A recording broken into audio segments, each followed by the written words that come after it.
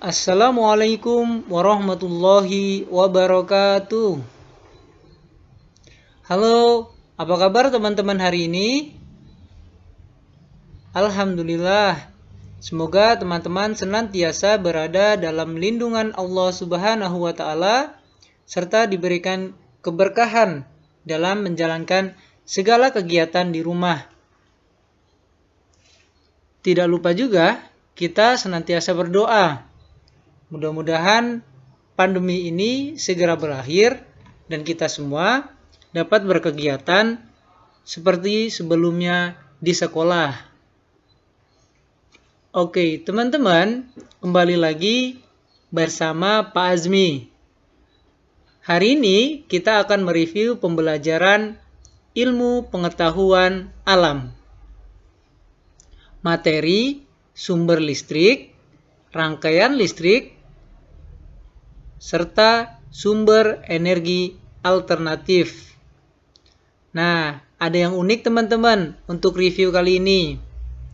Nah, kali ini Pak Asmi akan menampilkan beberapa kuis yang harus teman-teman jawab. Nah, bagaimana keseruannya? Mari kita lanjut ke pembahasan. Yang pertama, kita masuk ke definisi. Nah, diawali nomor 1, arus listrik. Arus listrik adalah aliran muatan listrik pada rangkaian tertutup yang mengalir dari tempat yang berpotensial tinggi ke yang berpotensial rendah. Arus listrik ini terbagi menjadi dua teman-teman. Arus listrik terbuka dan ada juga arus listrik tertutup. Kemudian rangkaian listrik.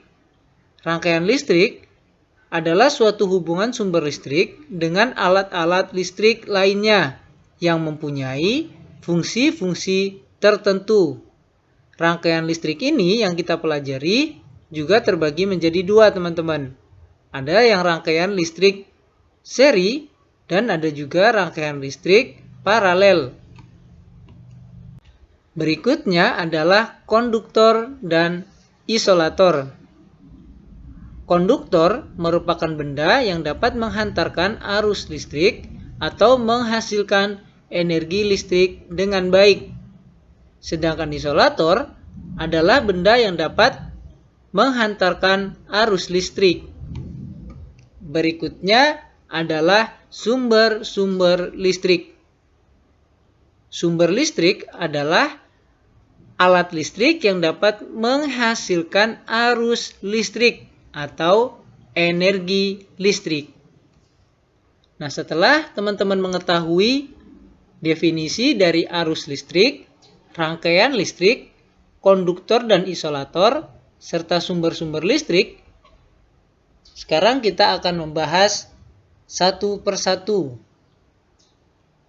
Nah, namun sebelum kita lebih jauh membahas tentang keempat poin tersebut, Pak Asmi ada sedikit soal kuis latihan untuk teman-teman. Nah, soalnya adalah sebutkan alat-alat dalam keseharian yang menggunakan energi listrik untuk menggerakkannya. Kira-kira apa saja ya?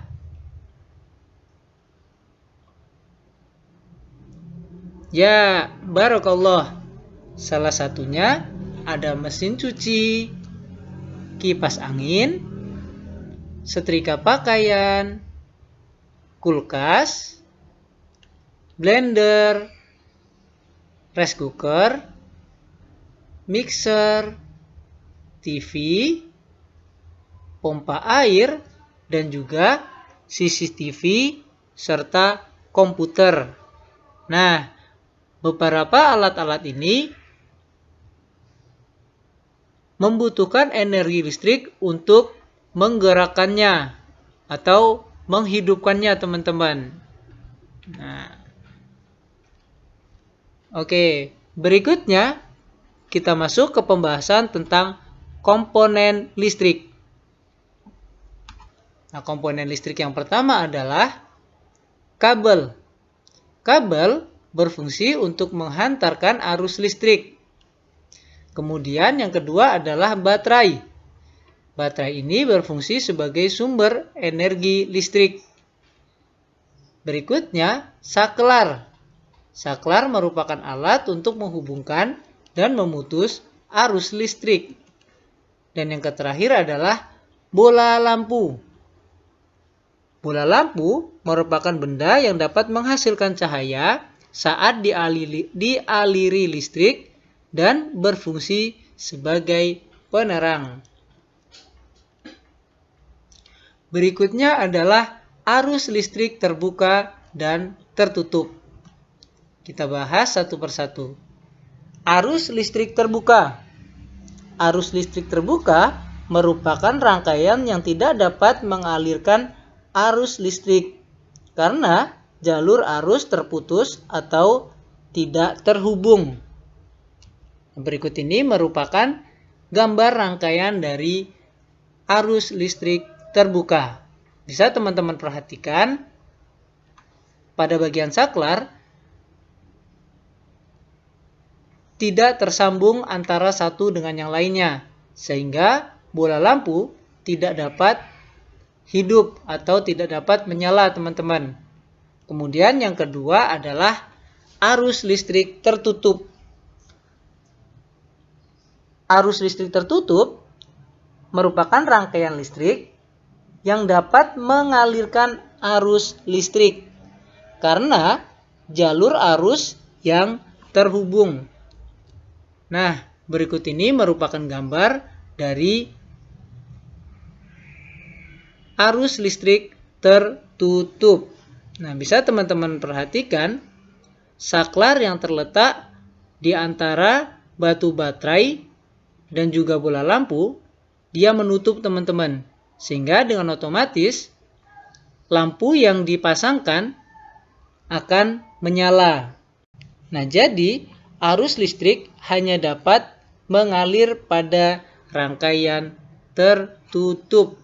Berikutnya adalah rangkaian listrik seri dan rangkaian listrik paralel. Yang pertama kita bahas yaitu rangkaian listrik seri. Rangkaian listrik seri adalah rangkaian alat-alat listrik yang disusun berurutan tanpa cabang. Bagaimana ciri-cirinya? Ciri-ciri dari rangkaian seri ini adalah rangkaian dipasang berderet tanpa cabang. Kemudian ciri-ciri yang kedua, jika aliran listrik dari sumber listrik diputus, semua lampu akan padam. Seperti misalnya Pak Asmi memutus salah satu bola lampu. Nah, maka dengan otomatis bola lampu yang lain tidak menyala. Nah, sedangkan rangkaian listrik paralel adalah rangkaian alat-alat listrik yang dihubungkan secara berjajar dengan satu atau beberapa cabang. Nah, artinya rangkaian listrik paralel ini dia memiliki beberapa cabang, teman-teman. Nah, ciri-ciri yang pertama yaitu rangkaian dipasang dengan percabangan. Kemudian kedua, jika aliran listrik pada salah satu percabangan diputus, maka tidak semua lampu akan padam. Seperti contoh Pak Asmi memutus salah satu lampu. Nah, maka lampu yang lainnya tidak akan putus, teman-teman, atau tetap menyala. Nah, jadi sudah tahu ya teman-teman perbedaan dari rangkaian listrik seri dan paralel. Berikutnya, seperti apa contoh dari beberapa benda sehari-hari yang menggunakan rangkaian listrik seri dan paralel? Nah, contoh pertama rangkaian seri adalah setrika listrik, kemudian kulkas, dan juga lampu senter. Nah, beberapa benda ini menggunakan rangkaian listrik seri atau disusun tanpa adanya cabang. Kemudian rangkaian listrik paralel yang pertama adalah rangkaian listrik di rumah. Kemudian rambu-rambu lalu lintas. Dan yang terakhir adalah stop kontak. Kita lanjut ke soal latihan. Berikut ini yang merupakan komponen listrik yang dibutuhkan agar suatu rangkaian dapat menyalakan bola lampu adalah A. Batu baterai, minyak tanah, dan bensin. B. Kabel, batu baterai, saklar, dan bola lampu. C. Saklar, lampu, koran bekas, dan komputer. Serta D. Minyak tanah, generator, pengukit baku, dan tembaga. Nah, kira-kira yang mana ya teman-teman? Ya, barokallah. Jawabannya adalah B teman-teman ya.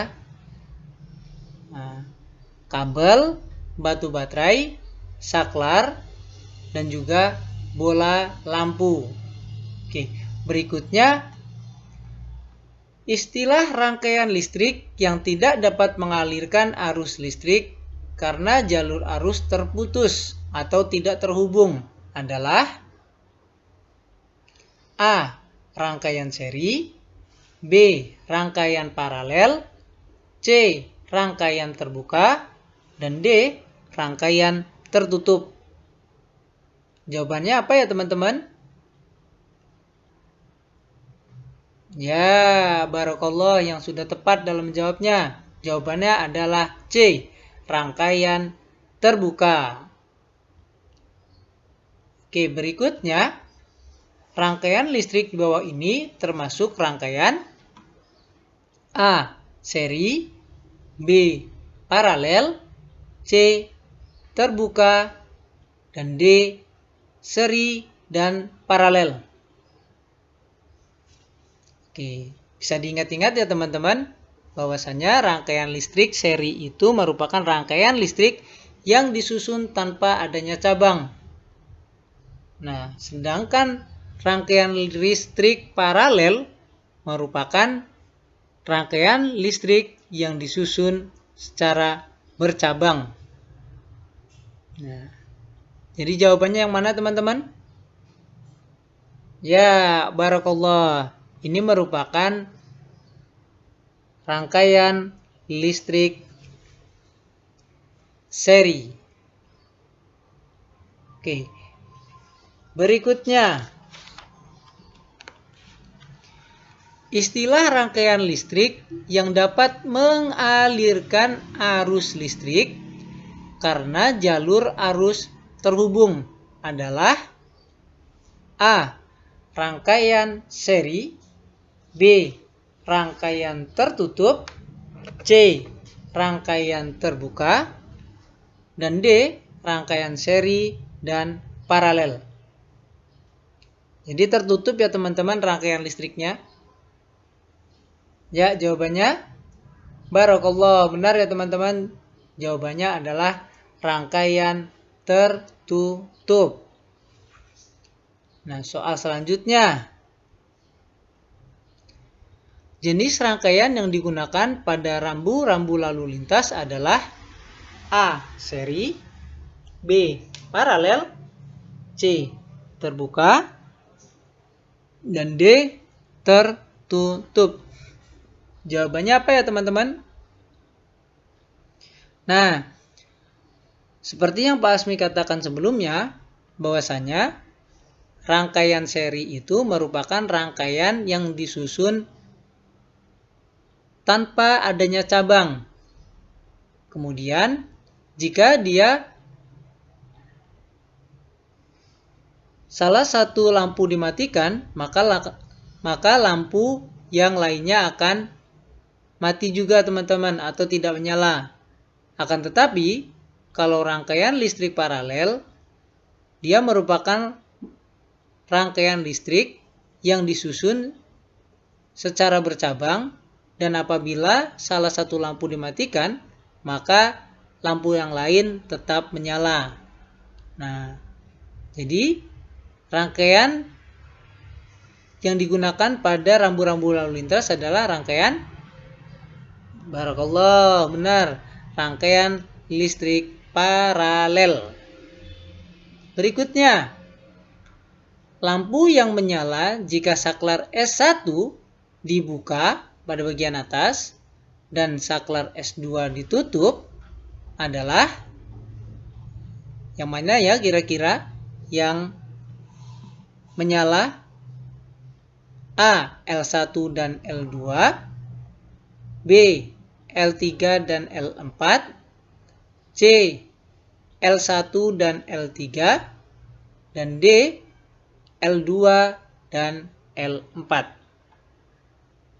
Ingat ya, jika saklar S1 dibuka dan saklar S2 ditutup, maka jawabannya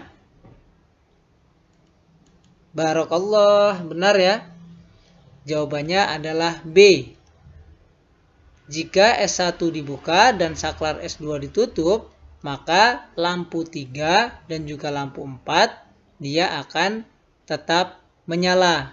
Berikutnya kita membahas tentang konduktor dan juga isolator. Nah, yang pertama adalah konduktor listrik. Ini merupakan konduktor listrik ya teman-teman. Konduktor listrik adalah benda yang dapat menghantarkan arus listrik. Contohnya seperti berikut ini. Tangga yang sering teman-teman lihat yang berada di rumah.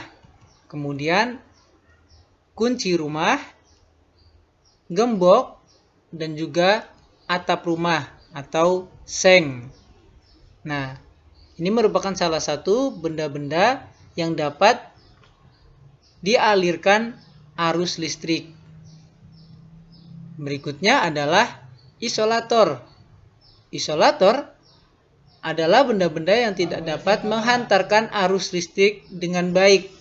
Seperti contohnya kayu atau kursi, kertas, botol aqua, dan juga botol kaca.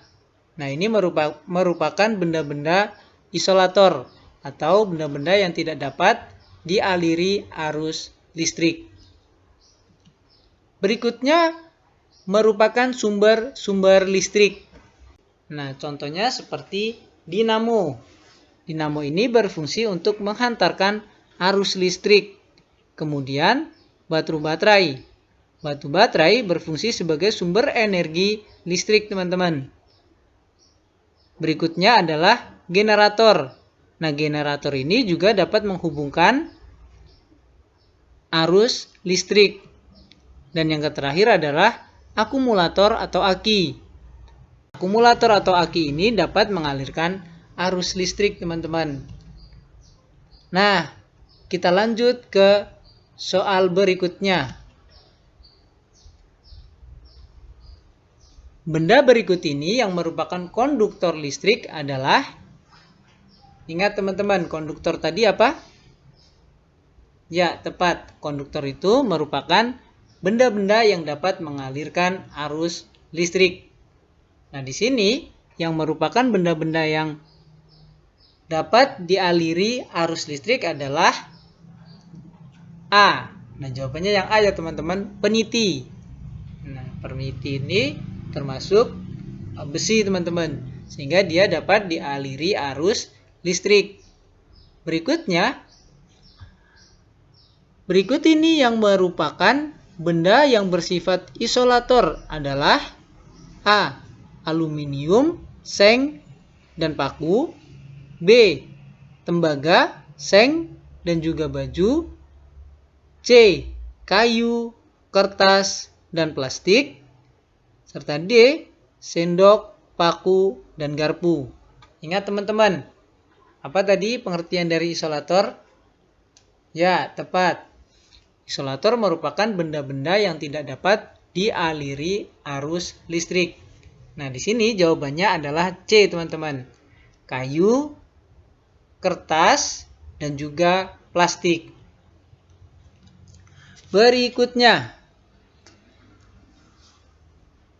kabel listrik dilapisi dengan bahan plastik. Alasan utama pemilihan bahan plastik untuk melapisi kabel listrik adalah A. Plastik tahan lama, B. Plastik sangat lentur, C. Plastik termasuk isolator, dan D. Plastik termasuk penghantar. Kira-kira apa ya jawabannya? Ya, barokallah. C, teman-teman. Karena plastik termasuk benda yang tidak dapat dialiri arus listrik. Sehingga tembaga yang berada di dalam kabel tidak akan mengalir keluar ketika sudah dibungkus oleh bahan yang bersifat plastik, teman-teman. Nah, berikut ini adalah energi alternatif. Energi alternatif adalah sumber energi yang mampu menggantikan bahan bakar minyak dengan memanfaatkan alam. Nah, berikut ini merupakan beberapa contoh sumber energi alternatif. Nah, sumber energi alternatif yang pertama adalah energi panas matahari. Kemudian energi gerak angin, dan yang ketiga adalah energi gerak air. Nah, pertama, pembangkit listrik tenaga surya. Energi panas matahari dapat berubah menjadi listrik dengan bantuan alat sel surya atau sering disebut PLTS atau pembangkit listrik tenaga surya. Nah, bisa teman-teman perhatikan langkah kerjanya yang pertama yaitu panel surya yang berada di nomor 1 mengubah energi matahari menjadi energi listrik. Yang kedua, energi listrik yang dihasilkan dari panas matahari selanjutnya disalurkan menuju panel surya dan akan menuju inverter. Berikutnya nomor 3 yaitu energi listrik disimpan di dalam akumulator atau aki. Selanjutnya, energi listrik yang telah tersimpan dalam akumulator dapat dialirkan menuju rangkaian listrik yang akan digunakan pada suatu rumah. Nah, ini merupakan langkah kerja dari pembangkit listrik tenaga surya atau sering juga disebut sebagai PLTS. Berikutnya, pembangkit listrik tenaga bayur. Energi angin dapat dimanfaatkan untuk pembangkit listrik tenaga angin atau bayur, ya, atau sering disebut juga PLTB.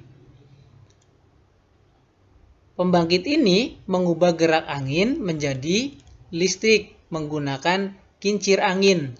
Nah, dapat teman-teman perhatikan kincir angin yang berada di PLTB tersebut.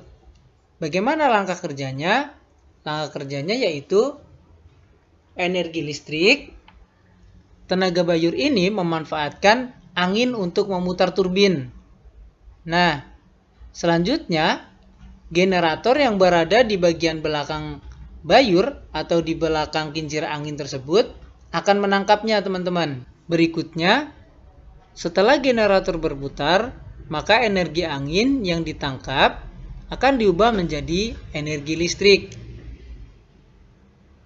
Kemudian, listrik yang dihasilkan akan dialirkan ke transformator serta dialirkan melalui transmisi yang terdapat kabel-kabel itu, teman-teman, sehingga dapat dimanfaatkan sebagai sumber energi. Berikutnya adalah pembangkit listrik tenaga air. Air dapat digunakan sebagai sumber energi. aliran air yang banyak dan deras akan menghasilkan energi listrik yang besar pula. Pembangkit listrik tenaga air sering juga disebut dengan PLTA dan biasanya dibangun di wilayah perbukitan yang sering terjadi hujan, teman-teman. Bagaimana langkah kerjanya? Langkah kerjanya yaitu, bisa teman-teman perhatikan sesuai gambarnya, air dari waduk atau sungai masuk melalui pintu. Jumlahnya diatur oleh katup pengaman. Berikutnya, air kemudian masuk ke tangki pengaman tekanan. Nomor 3, air di dalam pipa pesat mengalirkan dan mengarahkan air ke turbin. Nah, mengalirkan air sesuai panahnya itu, teman-teman, melalui katup pengatur tekanan untuk mendapatkan tekanan energi yang besar. Berikutnya nomor 4, energi potensial air kemudian menggerakkan turbin. Nah, bisa teman-teman baca sesuai dengan gambar, sehingga energi gerak tersebut kemudian diubah menjadi energi listrik oleh generator. Berikutnya nomor 5, energi listrik dari generator kemudian diatur kapasitasnya, sehingga tegangan yang dialirkan akan ditransformasikan ke transformator. Berikutnya yang keenam, energi listrik kemudian dibagikan ke konsumen oleh saluran transmisi yang berada di kabelnya, teman-teman. Nah, ketiga tersebut merupakan pembangkit listrik yang berasal dari alam. Nah, sekarang kita akan latihan soal lagi, teman-teman. Yang pertama, latihan soalnya adalah istilah sistem pembangkit listrik yang memanfaatkan energi alternatif berupa air, yaitu A. PLTA, B. PLTB, C. PLTS, dan D. PLAB.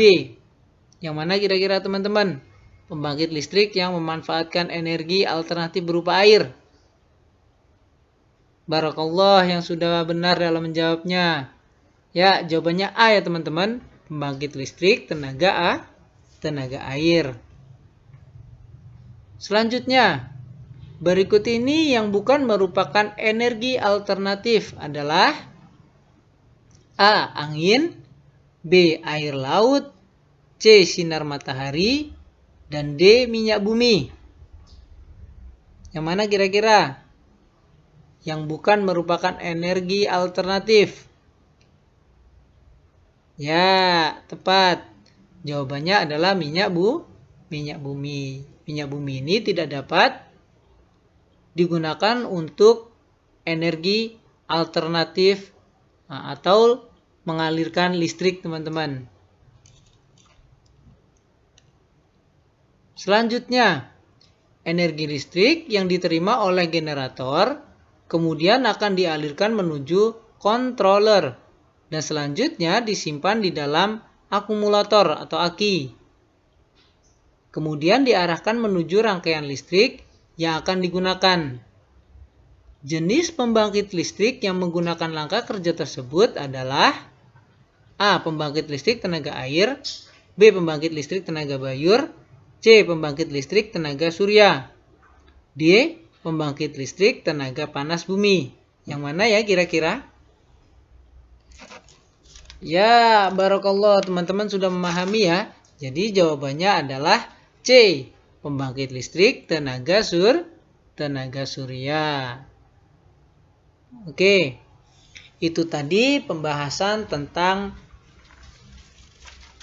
sumber-sumber listrik, rangkaian listrik, serta energi alternatif. Nah, untuk selanjutnya, apabila ada pertanyaan, silakan langsung menghubungi wali kelas masing-masing agar nantinya dapat disampaikan secara langsung ke Pak Asmi dan Pak Asmi dapat meresponnya. Nah, Pak Asmi sudahi untuk pembelajaran kita pada hari ini dengan mengucapkan doa kafaratul majelis bersama-sama. Subhanaka Allahumma wa bihamdika asyhadu an la ilaha illa anta astaghfiruka wa atubu ilaik. Assalamualaikum warahmatullahi wabarakatuh.